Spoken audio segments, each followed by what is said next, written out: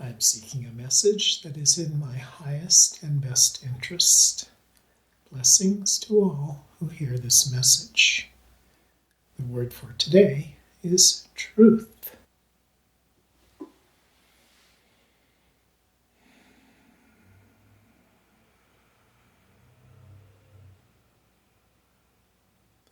Hello, Alan.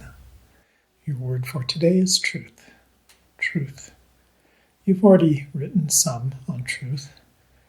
You know that truth has various definitions, that there is a truth and there are many truths. We want to tie this to something that you've come across just recently, indicating that there's one truth. The soul is that one truth. That your highest state of consciousness, your highest awareness is that one truth. And beyond that one truth, there are infinite number of truths. Those infinite number of truths are the fractals, the pieces that the soul has split itself into. They're all the individual souls, the individual egos that look out into manifest reality. And each of them has their own truth. So from this perspective, there are two options. You either have one truth, that is the soul, or you have infinite truths.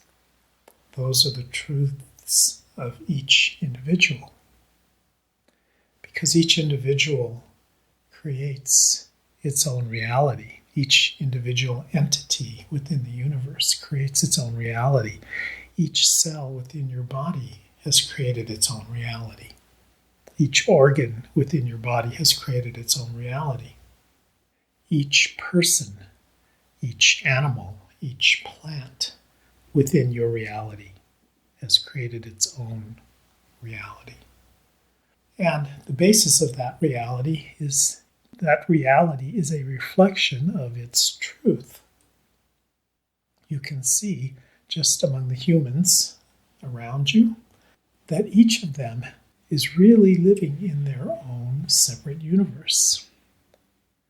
And what is true in each universe is unique to that individual person. It is what they experience. It is what they expect to experience. The truth is a reflection of their deepest beliefs. Some say subconscious beliefs. But there is no real subconscious. There is a subconscious that is not seen. So the definition of subconscious is that part of the mind, that part of the consciousness that is not seeable, that is below awareness. But anyone who turns inward, who spends time looking at their inner self, can see the subconscious, can see, and maybe not understand, but can see the deeper truths, the deeper beliefs as that individual has, at least to a certain degree. Now, the subconscious can be totally accessible. However, that is quite rare. That is something that is more associated with a more fully enlightened being, whereas those who are less fully enlightened would not see their full, deepest subconscious. The subconscious merges into the soul, because the soul is actually the deepest you can go in that direction, in that inward stroke, that inward look into yourself. And of course, the soul is very accessible because it's everywhere. It's just a matter of allowing space for the soul to emerge, to be seen, to have a presence in one's life. One of the challenges in doing this is, of course, that the ego, the monkey mind, gets in the way and fills the personality, fills the awareness with, we could say, superficial thoughts, but we don't really. Superficial makes it sound like they're not significant, they're not important. They are important because they are how the soul, the being, the entity, interacts and connects with your physical reality, the reality that is manifested. So that superficial, that surface thinking mind is very important as well. It's just as important as is the deepest soul consciousness. Now, we started out saying how the soul is one truth. Everyone has a soul, and everyone's soul is connected to the one universal soul. And that one universal soul has a single truth that is reflected in everyone because everyone is a part of that. Everything is a part of that.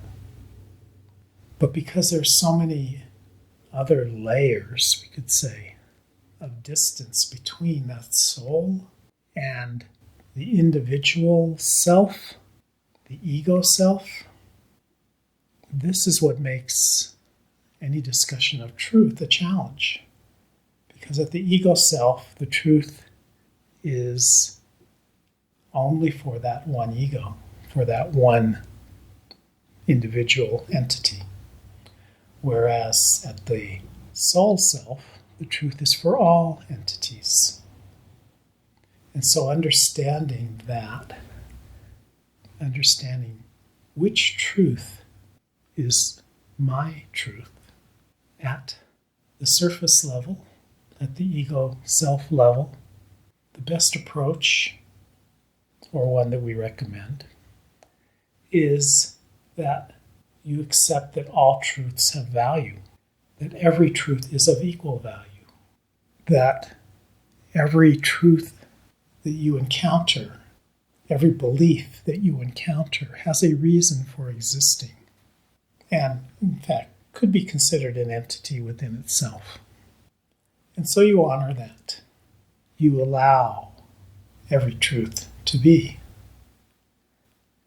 This doesn't mean that you necessarily align with every truth. The alignment comes as you go deeper towards your soul, deeper into yourself. As you do that, you approach the singular truth of the universal soul, the truth of God, of Source, of all that is. And that truth tends toward love, it tends toward joy, happiness, oneness, singularity, synchronicity. And this is actually true for everyone. We're not trying to preach a religion here. We're not trying to preach a dogma. This is just how it is. Because the soul, the universal soul that unifies everything in the universe, is oneness, is total love, because love is oneness.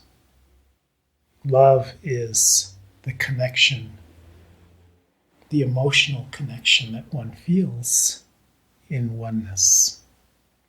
Happiness is also part of that emotional connection that one feels in oneness. Everyone can feel this. Everyone, every entity can feel love and happiness and know that this is in the direction of their soul. No one can deny this, and so that is why it is a universal truth. Now, just how you get there and how you manifest oneness and love, that is on the other side. That is on the side of the individual ego self. And that is something that is unique to each individual. But the goal of that sense, that feeling, that emotion is the same for all. And so that is why that is the teaching of so many different spiritual traditions. That common teaching is the teaching, the lesson, the knowing of the soul, of pure consciousness, of the first manifestation created by Source, created by God. And so this is how to understand truth. There's the soul's truth, and there's the individual ego truth. They are two sides of the same coin. There is no clear line between them. You, as a conscious entity, can experience every level of truth between that of the individual and that of the soul. Just keep in mind the soul's truth and how to feel and know the soul's truth. And as long as you're moving in that direction, you're moving in the direction of fulfillment, of fulfilling one of your soul's desires. Your soul has two desires. One is to experience diversity, to experience the infinity of creation, which is diversity and creativity and innovation and always something new. And the other is to know its oneness, to know that it is the one experience that connects and ties everything together through each individual entity in the universe. So there's those two polarities, you could almost say. Neither is bad nor good. Good and bad are not applicable here. There are two polarities of reality, both of which have value, equal value, although the soul's value is the more powerful of the two in the end. That is why you forget the soul when you were born into this reality, because otherwise the soul would overpower everything else that you experience. And the soul doesn't want that. And so that's why it has created a system in which you forget. And then you try to remember. And in the process you remember here and there, and then you forget again. And that's exactly the way it's supposed to be. That's the balance between the one truth and all truths being true. We hope this message was beneficial for you. We love your reality. We love the diversity in your reality. And we love communicating with you in this way. Namaste.